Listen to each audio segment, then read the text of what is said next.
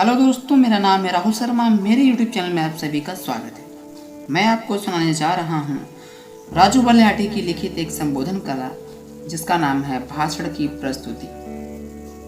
क्या होती है भाषण की प्रस्तुति? कैसे हमें प्रस्तुत करना चाहिए?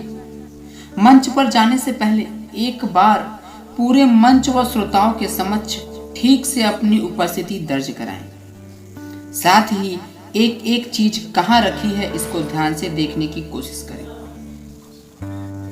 कहीं आप जल्दीबाजी में किसी चीज की ठोकर ना खा जाएं।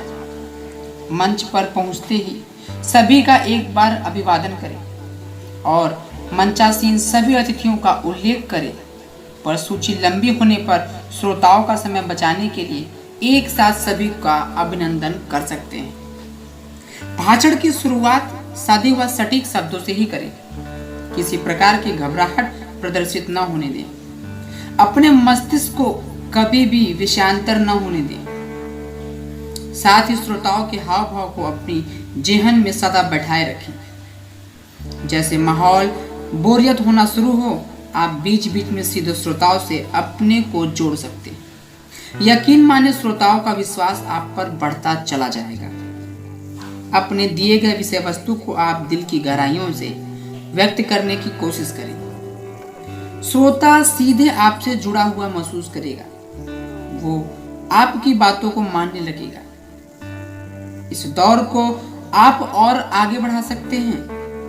अपने जीवन या किसी घटना का सजीव वर्णन करते हुए अब वो दौर शुरू हो जाएगा जब आप जो भी कहेंगे श्रोता आप पे ही सम्मोहित होना चालू हो जाएगा।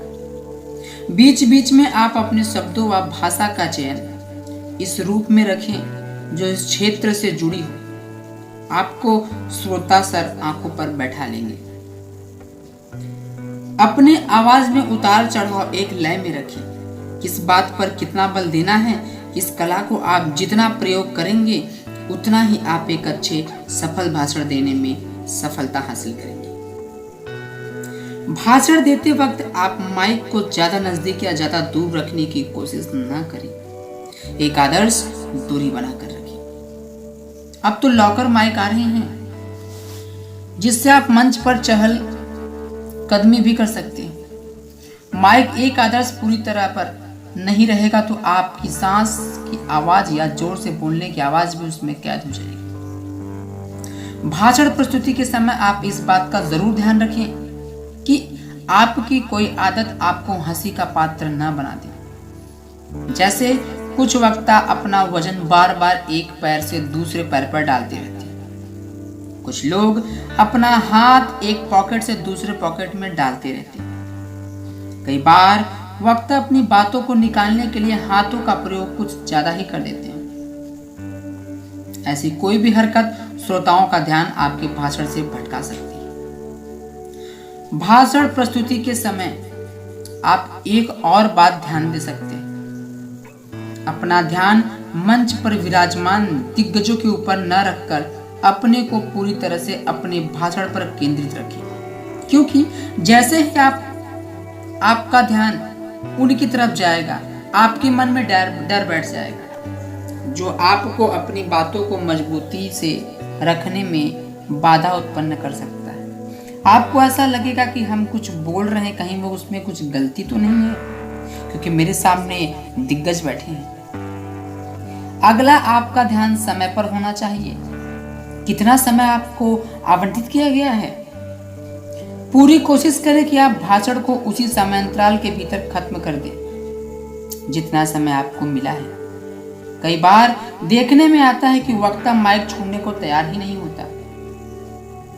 श्रोता भी ऊब जाते हैं। अब तो जाओ यार, पकाना बंद करो, रहम करो यार। ऐसा तब होता है जब वक्ता विषयांतर होने लगता है। अपने टॉपिक से हटकर किसी अलग टॉपिक पे बात करें।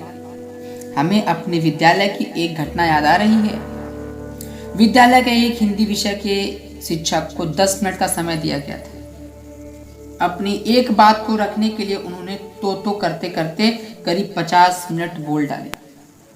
उसके बाद वे माइक छोड़ने को तैयार नहीं। सभी शिक्षक साथी व बच्चे गिनने लगे, अब सर माइक छोड़ देंगे। अब तो पक्का छोड़ देंगे। पर हिंदी शिक्षक टस से मस होने का नाम नहीं ले रहे थे, जब तक कि मंच संचालनकर्ता ने जाकर उनके कान में नहीं कह दिया कि सर और भी कार्यक्रम है, बच्चों को खाना खाने में देर हो सकती है। तब जाकर उन्होंने मंच को छोड़ा। पर आप ऐसी गलती कभी ना करें। आप अपने समय अंतराल में ही बोलें। जितना आपको समय मिला उसी समय में ही अपनी बातों को रखें, विषयांतर ना हो। आप इस बात का ध्यान जरूर रखें कि कहीं आपसे अच्छा खासा भाषण दे डाला, अंत में समय का ध्यान ना होने के कारण श्रोता हूटिंग करना शुरू कर दें। उसके पहले ही आप अपने वाणी को विराम दे दें। भाषण प्रस्तुति के समय आप एक और बात का ध्यान रखें, किसी पे भी व्यक्तिगत टिप्पणी से बचें। किसी पे व्यक्तिगत टिप्पणी ना करें। इतना ही नहीं, क्षेत्र, भाषा, धर्म आदि पर अपने विचार व्यक्त करने से बचना चाहिए। इससे आप तत्कालीन समर्थन तो पा सकते हैं, पर आपकी छवि को धक्का लग सकता है, आपकी छवि खराब हो सकती है।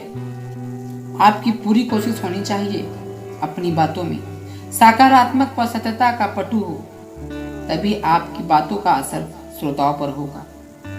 अपने भाषण का अंत आप उस समय करें जब श्रोता यह सोच रहा हो कि क्या बोलेगा, अब क्या बोलेगा। तभी आप अपनी मुखार बिंदु को विराम दे दें। अंत अपीलात्मक हो सकती है। आप सबसे सहमति ले सकते हैं कि आप हमारी बातों को अक्षरशः पालन करेंगे। इन बातों को ध्यान में रखते हुए आप एक अच्छा भाषण प्रस्तुत करने में सफल होंगे। जरूरी नहीं है इन्हीं को माने, आप कुछ अपना व्यक्तिगत तरीके को विकसित कर सकते हैं। इन शब्दों के साथ वाणी को विराम देते हैं, फिर आपसे मिलेंगे अगले संबोधन में। धन्यवाद।